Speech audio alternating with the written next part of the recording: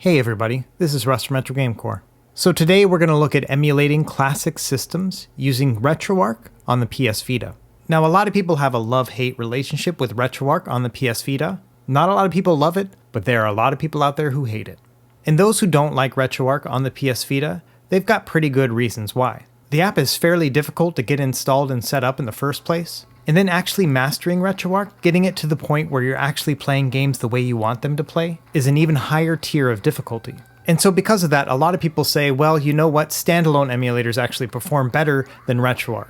And I've tried the standalone emulators, some of them are pretty good. And this video isn't meant to be an argument against those standalone emulators, but rather an argument for RetroArch. Because if you get RetroArch running properly, everything from the 8-bit and 16-bit era is going to run just great. So that's what we're going to do in today's video. It's going to be a bit of a longer one, but my goal here is to get you from zero to hero with RetroArch on the PS Vita. We'll take a look at installing the app, configuring everything so that you can have playlists going, making them as pretty as possible, and then configuring the screen so that it takes advantage of the beautiful display on the PS Vita. We got a lot of ground to cover, so without any further delay, let's jump into it. So beyond just raw performance, let's talk about why I like RetroArch so much on this device. Well, for starters, it's a single user interface. On the PS Vita, you can use RetroArch to reliably play all of the Game Boy systems, Nintendo, Super Nintendo, Game Gear, Genesis, TurboGrafx-16 or PC Engine, as well as a fair amount of arcade games as well. And I really appreciate being able to do that all from one place. And in addition to having one user interface, all of the settings are universal across the systems. So you can set the same graphics and scaling options to suit your needs. You have universal cheats across all of the systems, hotkeys that will do the same thing across any of them, and finally you can also integrate retro achievements to be able to get achievements while you're playing these classic games. Another reason I really like RetroArch is because it has ongoing development support. There's a global team behind RetroArch who at this point are providing updates every 2 weeks. And the update process is pretty simple. I'm going to show you how to do it in this video too. And finally, one of my favorite things is that you can actually have bubbles on your main screen that'll boot directly into RetroArch, which allows you to take advantage of all the universal settings without having to deal with the user interface. Okay, so let's actually install RetroArch now. To start, you're going to want to go to the Vita written guide, which I have in my video description below. And in the RetroArch section, you're going to have two links there. One is to download the RetroArch VPK, and the other one is to download the RetroArch data file. The VPK is going to have the app itself as well as all of the emulation cores, and the data file is going to have all the assets you need in order to run it smoothly. Now you could actually get these links directly from the RetroArch website. You just go to retroarch.com, go into downloads, and then scroll down until you find the PS Vita section. And these are the exact same links that I'm linking to on my website, but if you want to get it from the source, that's how you do it. Okay, once you have your VPK and your data file, we're ready to actually get into your device. And this guide assumes you already have Vita Shell installed in your device from a previous guide. So open that up, plug it into your computer, and then press the select button to enter USB mode. Back on your computer, it's going to open up a new folder, and this is going to be basically direct access to your SD card. Within here, you want to move over your RetroArch VPK. It really doesn't matter where you put it, you just need to know where to find it later on. I'm just going to put it in the root folder, but you could also put it in a folder named VPKs. Next, we're going to go into the data folder here on the SD card, and we're going to move all of that RetroArch data right over there. So just go ahead and open that up with something like WinRAR or 7-zip, and then move that RetroArch data file over. It's going to be a bunch of very small files, so it'll take a minute or two to move over. Okay, once you're done, go ahead and press X on your PS Vita to get out of USB mode, and then navigate to wherever that RetroArch VPK was placed. And then go ahead and select it, and then agree to the install. And the install itself is going to take a while, maybe about 5-10 minutes, and it'll get hung up a couple times. I wouldn't worry about that, it's very normal. Okay, once that's done, you can exit out of Vita Shell, and you should see the RetroArch app there. And all we want to do right here is just start it up, which will make a bunch of folders onto your device, and then we just want to quit RetroArch. So as soon as it's opened up, you can just go down and select Quit RetroArch. Okay, once again, let's go back into Vita Shell, plug it into our computer, and then get into USB mode. Back in our computer, we're going to see the folder again, and if you open up the data folder in RetroArch, you're going to see that there are many more folders here. What we want is the system folder. Now within this system folder, we're going to put the BIOS files. These are going to allow us to launch specific systems. And I have all these listed on that same written guide, as well as the specific name that they need within that folder. And once you've moved over your BIOS files, we're ready to move over our game files. So back on that main page on the SD card, let's make a new folder and let's just call it ROMs. You can call it whatever you want. And within here, I'm going to put all of the game files that I want to run with RetroArch. So this is going to be things like arcade systems, Nintendo, Genesis, Super Nintendo, basically everything up until PS1, but minus Nintendo 64. We're going to cover that on a different video.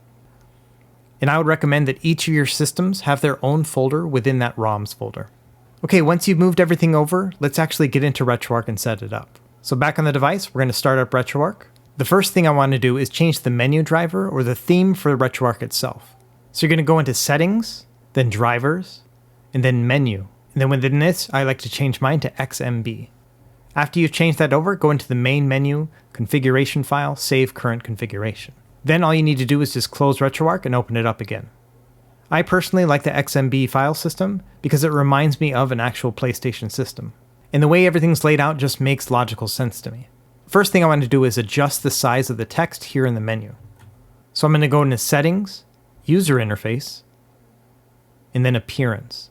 And within here, I want to change the menu scale factor from something less than 1.5. 1.25 is okay, but sometimes I like to go all the way down to 1.0. It really depends on how your eyesight is. So now let's set up playlists so we can actually access our games. Go over to this plus menu and then select Scan Directory. Go into UXO and then scroll down to your ROMs folder and then pick one of these systems. Let's go with NES this first time. And then select Scan this directory. It's going to take a minute, but it'll scan through all your NES games and then parse them out into their own playlist. So if we go over here to the end of the menu, you can see now we have all the NES games listed. And essentially what you want to do in order to boot a game is just select the game itself and then select Run. And if there's more than one core available for that specific system, it's going to ask you that first time around which one you want to use. And on my written guide, I actually have a list of what my recommended cores are for each of the systems. Now before we get into actual gameplay here, let's do a little bit more settings tweaks. First thing I want to do is add thumbnails to all of my playlists. So go into the Online Updater section, and what I like to do is select the On-Demand Thumbnail Downloads option. And this will basically download the thumbnails as you navigate through them. And it'll slow down your system the first time you go through it, but after that they're there and you don't have to worry about it anymore. So as we go through these playlists now, it'll actually download the box art and the screenshots for each of these games. And like I said, it's kind of slow the first time around, but after that they'll go nice and fast. Now additionally, in the settings menu, we can actually change how the playlists look. So go into that user interface section again, and then appearance, and near the bottom you're going to see some thumbnail options. Personally, what I like to set up is that thumbnails are the box art, and then the left thumbnail is a screenshot. And then I also like to make sure that the thumbnail scale factor is set to 100. That'll make the thumbnails nice and big. Now once you have that set, you can go through the playlist now, and then you'll see you'll have the box art on the right and the screenshot on the left. And I think it just looks really nice that way. Additionally, as you're navigating through, if you press the start button, it'll actually bring the pictures to the front of the page. I think that's a really nice touch. But yeah, this is basically as pretty as you can make it using the default settings. So what I recommend is going through and making playlists for each of your systems. It's pretty easy, it takes about 5 minutes altogether. Now one thing you might notice is there's a lot of data behind the name of the game. For example, it'll say something like USA or Revision 1, things like that. So there's a way to hide all of that. What you do is you go over into the settings menu and then select playlists. And then right at the bottom, you're going to see one that says Manage Playlists. Then select whatever playlist you want to change. Let's go with Super Nintendo. And then under the Label Display Mode option, you'll see an option there that says Remove Parentheses and Brackets. I like to select that one. And you'll want to do this for each of the playlists as you're going through them. Now when we go over to the Super Nintendo playlist, you can see here it just shows the name. So that's a really handy tool to clean up your playlists. Next, let's set up your hotkeys. So this is going to be under the input menu in the settings, and then under hotkeys. First thing you want to do is adjust the menu toggle configuration. What I like to do is use the one that says hold start for 2 seconds. That means that when you're playing a game and you hold the start button for 2 seconds, the RetroArch menu is going to pop up. You can also set up a hotkey. Personally, I like to use the L button as my hotkey, but you could use something else. And the main 2 hotkeys I like to use are the square button to toggle my frames per second, and then the triangle button to do my menu toggle. This is the same thing as holding down the start button for 2 seconds, but I like hitting L and triangle as well. You can set up other hotkeys, for example using save states, or just quitting out of a game altogether. It's really going to be up to you how you want to set that up, but this is the menu where you do that. And remember, anytime you make any of these system-wide changes, make sure you go into the configuration file and then select Save Current Configuration. This is going to save all your settings for the next time that you boot up RetroArch. And like I mentioned before, RetroArch supports retro achievements. And to set up an account, it's very easy. You just go into retroachievements.org and then create your own user account. Then just go into settings and achievement and add your username and password. And I have a whole video guide on this, so if you want to know what this is all about, go ahead and check out that video. Okay, so now let's configure our screen settings so we have the best available picture. The RetroArch data file actually comes with a bunch of filters that you can use to improve your screen, but for some reason they didn't configure it properly. So we'll do it manually here real quick, takes just a second. First thing you want to do is go into settings and then directory. Scroll down until you find the filters section, and then we're going to navigate to the filters folder. You're going to find it in the UXO, data, RetroArch, and then filters folder, and then select use this directory, and that's it. And again, make sure you save your configuration file anytime you do any of these big system changes. Okay, so let's talk about screen quality for a second. With something like Nintendo, when you scale it up in order to fill the entire screen, you're going to have some pixel distortion. For example, if you look at Mega Man's health bar here on the left, you can see that the pixels are not evenly distributed. Some are darker than others. And that's because of the pixel distortion that happens when you scale up to full screen like this. So we're going to go into our video settings and start adjusting things. So you just go ahead and enter the menu, and then go into the video settings. And then for example, we can turn on integer scaling. That means it's going to perfectly size the pixels as you scale it out, but it's not going to fill up the whole screen. So for example, you see here, the life bar looks great, but you've got a lot of unused space in the screen, so that's not ideal. So we're going to turn off the integer scaling, and we're going to try filters. And these are basically overlays that happen over the screen itself. You're probably familiar with something called shaders, which is often used in RetroArch, but unfortunately shaders don't work in the Vita version of RetroArch. You have to use filters instead. So let's try out a filter and see how that looks. I'm going to pick this one here called Scale 2x. Now what this did is made the picture very nice and sharp, but as you can see here, it still has the issue with the life bar. So a filter isn't going to fix some of your pixel distortion issues, at least not on its own. So we got a little bit more investigating to do. So instead of trying a filter, let's try bilinear filtering. And this basically smooths out all the pixels, and it does fix the life bar, as you can see here.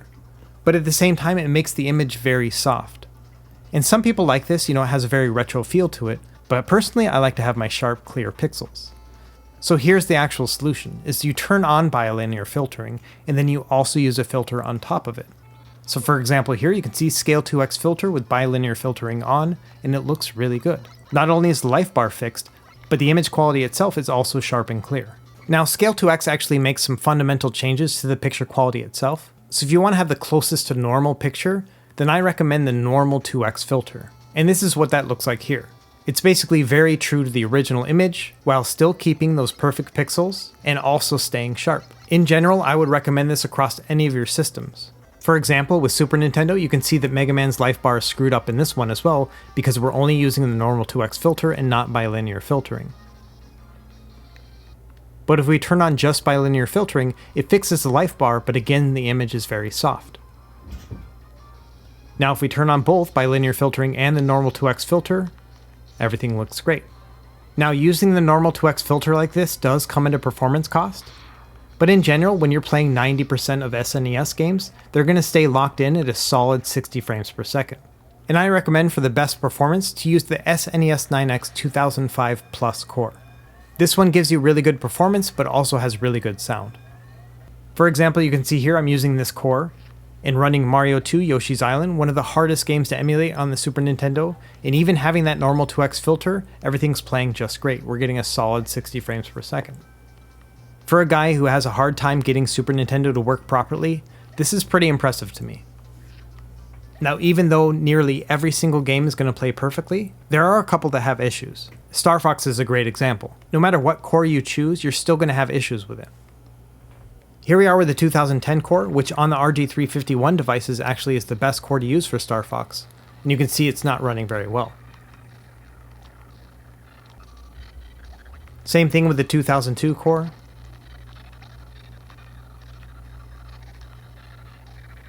And unfortunately, it's just as bad on the 2005 core. So honestly, Star Fox just doesn't really work very well in RetroArch. If this is a really important game to you, then maybe look into using the standalone SNES emulator for this one game in particular. But for all the others, I didn't find any issues. Moving over to something easier here, here's the regular Game Boy. And when you go into the options menu here in the quick menu, you can change the colorization to internal, and then you have all these different palettes that you can choose from. This one's my favorite. It's called Special 1. It has a light green hue to it. But you could use the original DMG one if you want to get super nostalgic.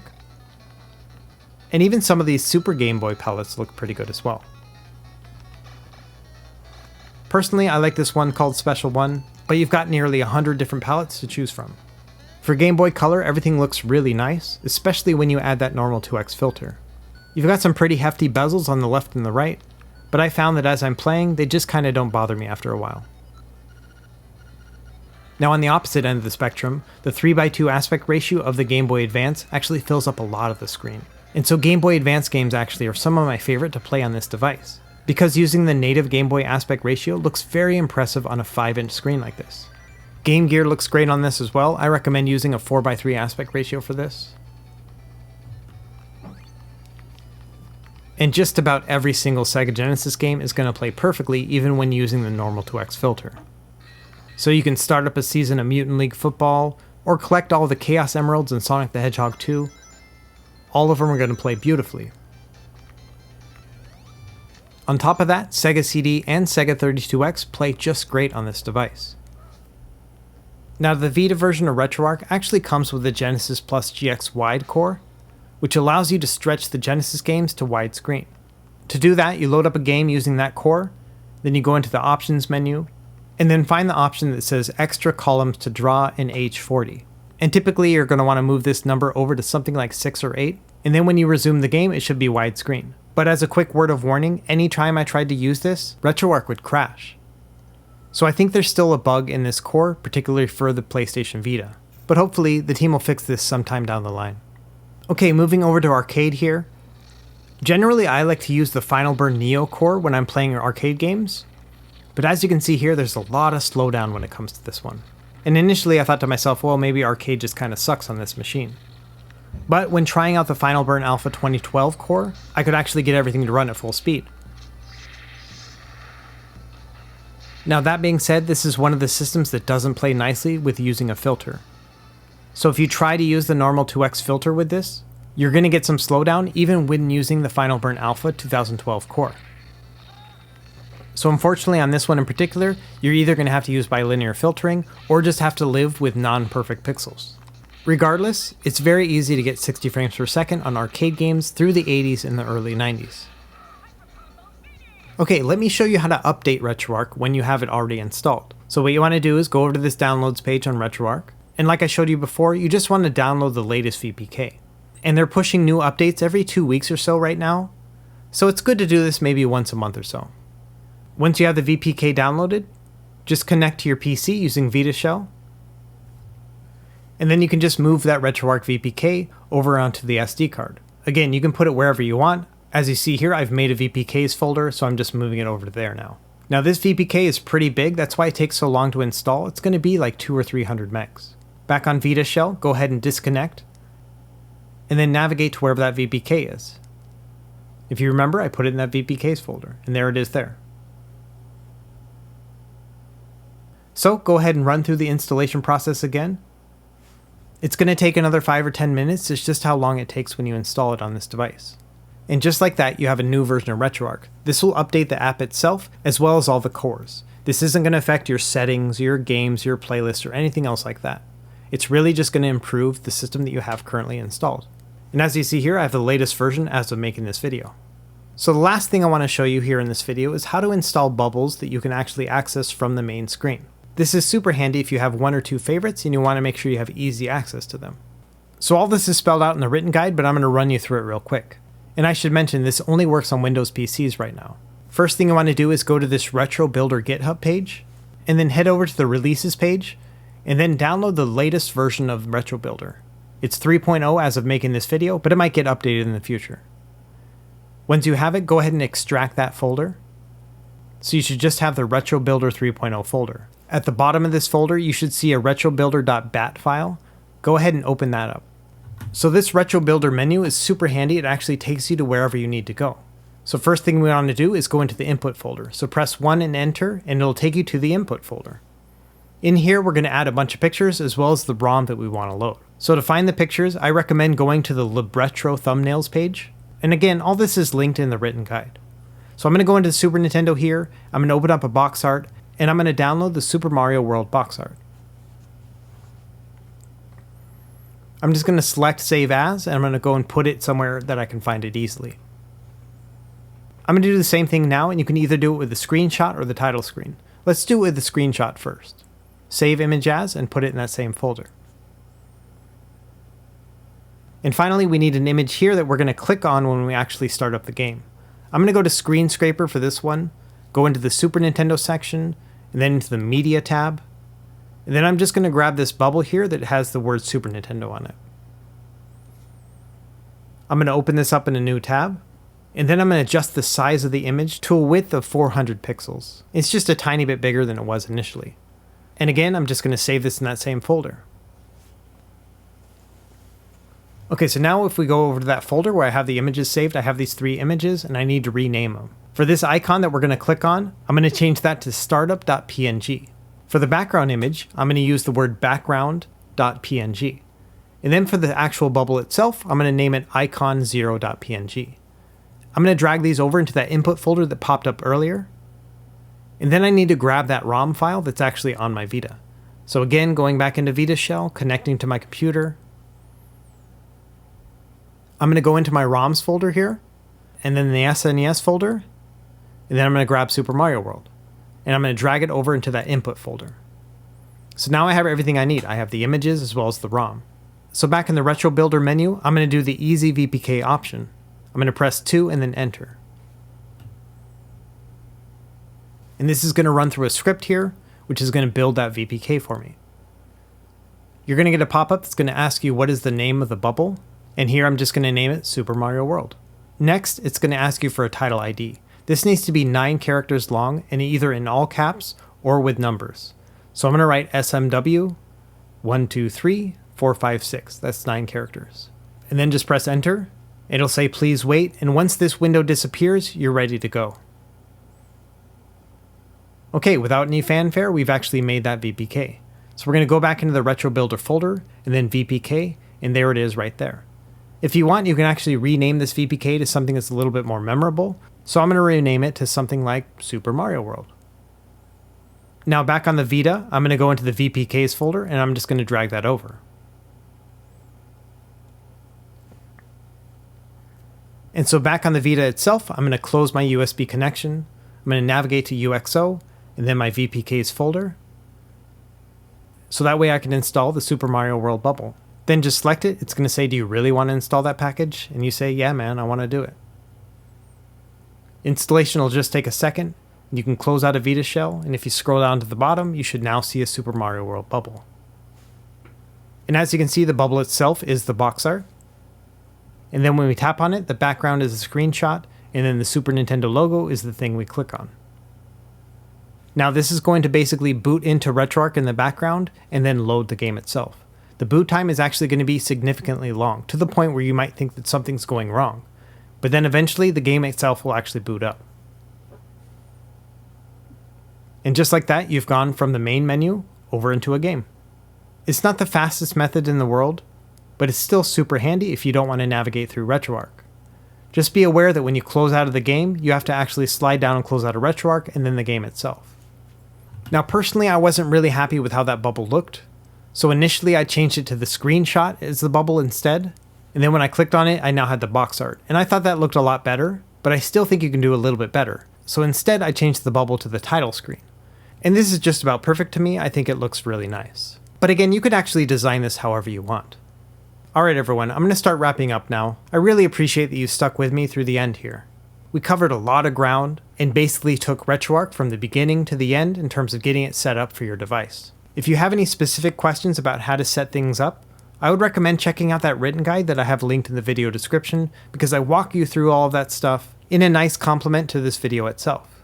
Overall, I think that RetroArch kind of unlocks all of the potential that's remaining in the Vita, because you can use this to play all of the classic systems, and then you can use the Vita itself to play PS1, PSP, and Vita games. The missing piece of this puzzle is Nintendo 64, which I'm going to cover in a future video.